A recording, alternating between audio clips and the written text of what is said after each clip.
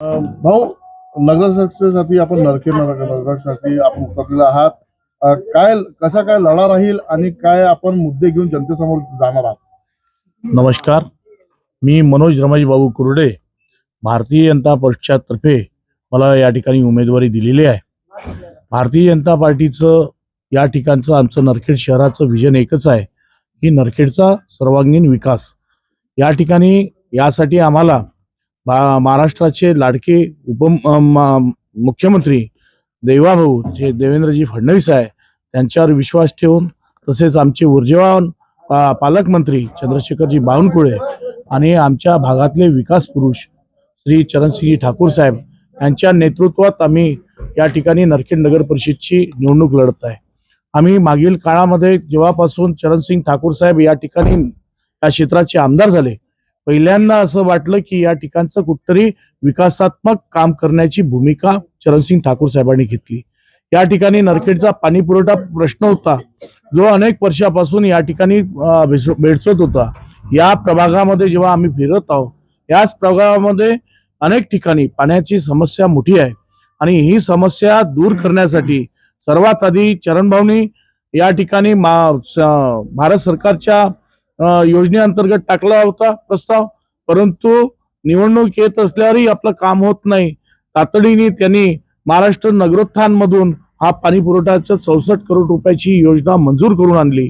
निश्चितच नरखेडच्या सर्व दिलेला शब्द ते पाळत आहे आणि कार्यकर्ता म्हणून आम्हाला अभिमान आहे.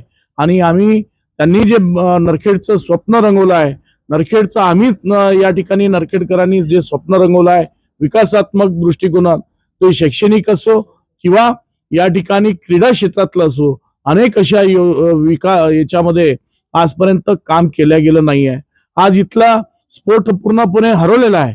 युथ या ठिकाणी फक्त मोबाईलच्या याच्यामध्ये काम करत आहे, परंतु स्पोर्ट ऍक्टिव्हिटीसाठी एक ग्राउंड सुद्धा चांगलं उपलब्ध करू शकले नाही. या सगळ्या गोष्टीवर आम्ही काम करून आमच्या एजेंड्यामध्ये आम्ही निश्चितच चांगला एजेंडा नरखेडच्या नागरिकांसमोर आम्ही आणणार आहोत, याची आम्ही समोरच्या काळामध्ये सर्वांना देणारच आहोत. भाऊ, जे महिला आहे त्यांचे खूप मोठे इथे प्रॉब्लेम आहे, ते म्हणजे इस्पितळ. कोणतेही म्हणजे चांगलं इस्पितळ नाही आहे, सर्जरीचं इथे काही हे नाही आहे. खूप काही असे प्रश्न आहेत जे जनतेने आम्ही सर्वेच्या वेळेस आम्हाला माहीत पडले. तर समोर शाळा, इस्पितळ आणि खूप काही असं आहे जे आपल्याला सामोरचं पाऊल कसं राहणार आहे. निश्चितच आम्ही या संदर्भामध्ये गेल्या अनेक 4-5-8 महिन्यापासून जेव्हापासून सरकार आलं, आमचे आमदार बनले, तेव्हापासून आम्ही हा प्रश्न सातत्यानं लावून घेतो. आम्ही या ठिकाणी उपजिल्हा रुग्णालयासाठी या ठिकाणी निधी उपलब्ध करून दिला. त्याचप्रमाणे नमो जिल्हा शल्य चिकित्सक म्हणून एक योजना आहे, त्या ठिकाणी सेंट्रल गव्हर्नमेंटचे 2 करोड रुपये आम्ही या ठिकाणी आणले, त्याचं बांधकाम सुद्धा सुरू आहे. भविष्यामध्ये या ठिकाणी डायलिसिस सेंटर पासून तर सर्व प्रसूतीगृहापासून तर सगळ्याच्या सगळ्या या ठिकाणी एक चांगला ग्रामीण PSCचं आम्ही या ठिकाणी हे करणार आहोत.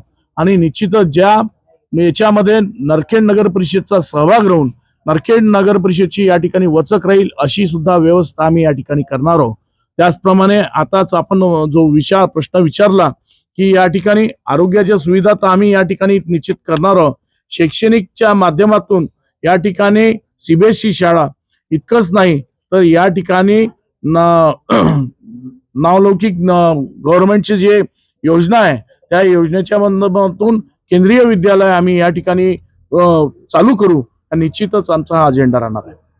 आपण आपल्या नरखेडच्या लोकांना, मतदारांना काय एक आव्हान, काय एक संदेश देऊ इच्छिता? मी नरखेडच्या जनतेला एकच आव्हान करेल की आतापर्यंत खूप झालं, इतके लोक निगेटिव्हच्या मूडमध्ये चालले गेले आहे की नरखेड नगर परिषदला ग्रामपंचायत करा असं लोक बोलतात. आणि ह्या निगेटिव्ह मोड मधून बाहेर काढायचं असेल, कुठतरी सकारात्मक वातावरण तयार करण्याची आवश्यकता आहे.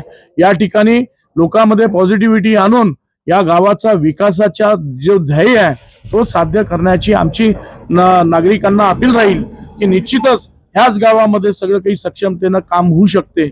आमचा दृढ विश्वास आहे. एकदा संधी द्या. गावामध्ये ज्याप्रमाणे काटोल विधानसभेमध्ये तुम्ही परिवर्तन केलं, नरखेडमध्येही करा. निश्चितच याचा आम्ही निश्चितच तुम्हाला याचं हे देऊ.